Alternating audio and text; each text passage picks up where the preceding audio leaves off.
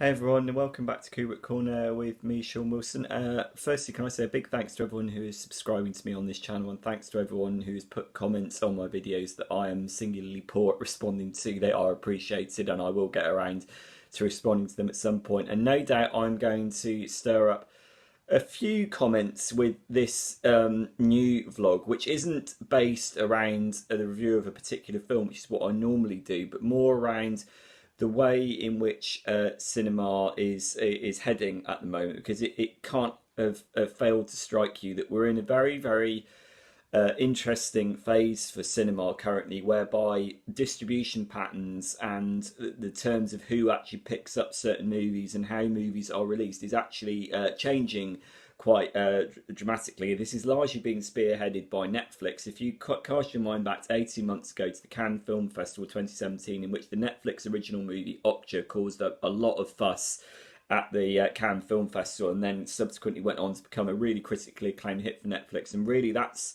wasn't the first Netflix original movie. I mean, going back before then, you had Beasts of No Nation in 2015, but it was the likes of Okja and Beasts of No Nation to some extent that really showed that Netflix can be a platform for these sort of character-driven mid-budget movies that a lot of the major studios now don't appear to be interested in. There was a quote, I think it was from John Cusack, who said that the sorts of movies that I was making in the 90s and into the early 2000s, movies like High Fidelity, studios just aren't interested in that anymore. What the studios are now interested in is tentpole release. I mean, this isn't necessarily anything new either. I mean, you trace it back to Jaws, in which the advent of the popcorn blockbuster was first sprung on us. But now, increasingly, studios are increasingly dependent on massively expensive $200 million plus budget tentpole movies to prop up their finances for the rest of the year, and that tends to dominate the film slate. And into this is now come the likes of Netflix.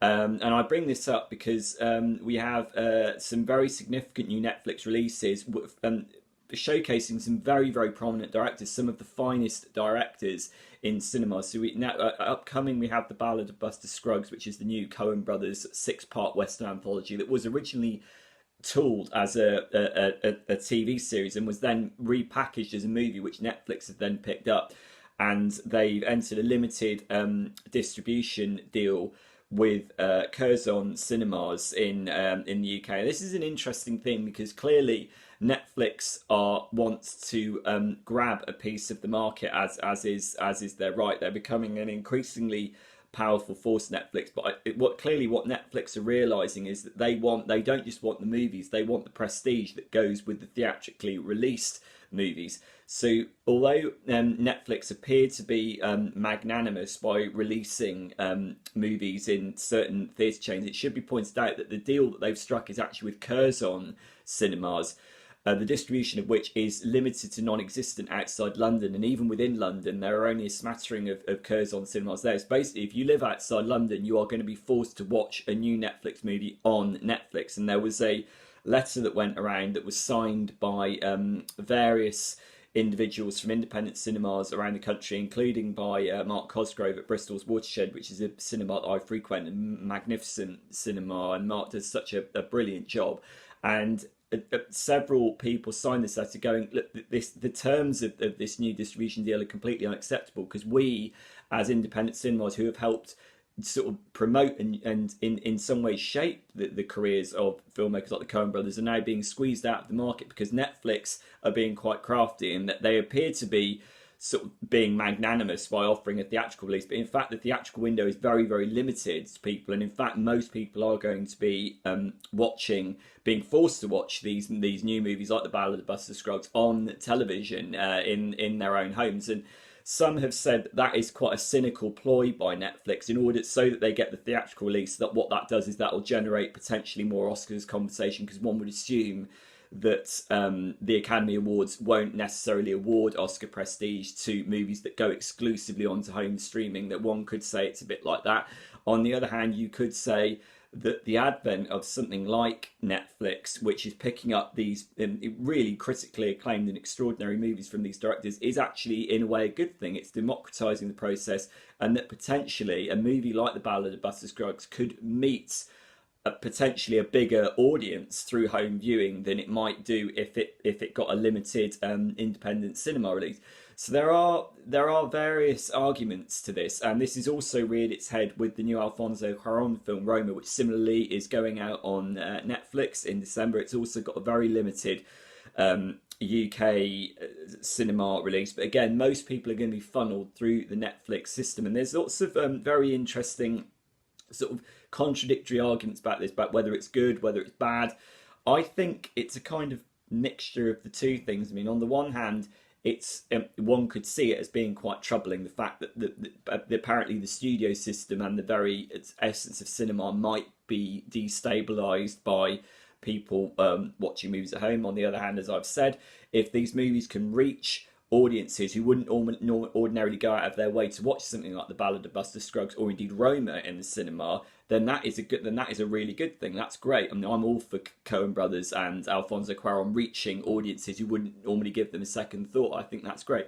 I think the other thing to bear in mind is that this situation that we're in, whereby the distribution pattern and the apparent stability of the studios is being threatened, isn't necessarily a new thing. I'd say cinema has always gone through this. If you go back to the late 1940s Paramount case, in which is a little bit of film history here, film fans, in which basically that completely destabilised and undermined the old studio system, whereby studios were able to block book entire theatre chains for their movies. That Paramount court case basically ruled that out, and amidst lots of other things, it had a real knock-on effect, and consequently, to massively simplify things, it helped pave the way towards the independent cinema movement that flourished throughout the end of the 1950s into the 1960s, because the studios didn't have the power that they had throughout the 30s and the 40s, and out of that was one way in which the studios were challenged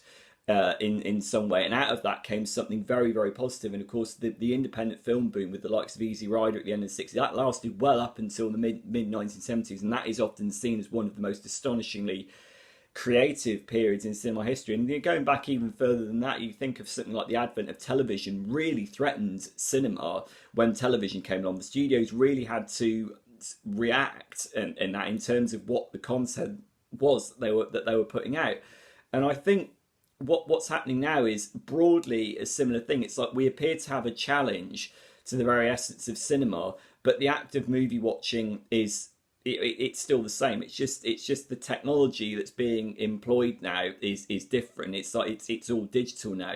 But my basic point is that cinema and the studios have always been challenged on this. Nothing stays in stasis. Everything is constantly in flux with regards to film distribution, how films are released, and so on and so forth. So this isn't anything new, and for that reason, I'm not